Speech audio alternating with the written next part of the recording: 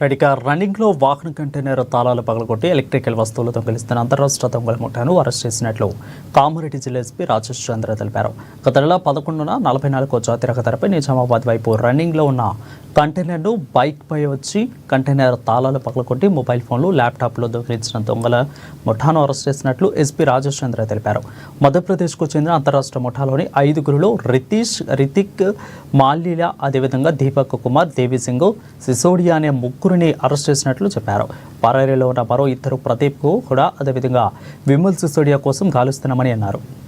ముగ్గురు దొంగలను అరెస్ట్ చేసి వారి వద్ద నుంచి దాదాపు ఒక ద్విచక్ర వాహనం, ఒక చాకు, 3 మొబైల్ ఫోన్లు, ఒక కట్టర్ స్వాధీనం చేసుకున్నట్లు ఎస్పీ వివరించారు.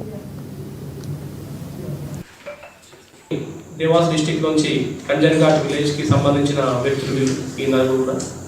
సో వీళ్ళ వృత్తి ఏంటంటే వీళ్ళు బైక్స్ పైన ఈ కంటైనర్ని ఫాలో అవుతారు. ఆ కంటైనర్ వెనక ఉన్న లాక్ అనేది కొంత ప్లాస్టిక్తో చేయబడి ఉంటుంది. ఆ ప్లాస్టిక్ దాన్ని కట్టర్ తోటి వాళ్ళు కట్ చేస్తారు.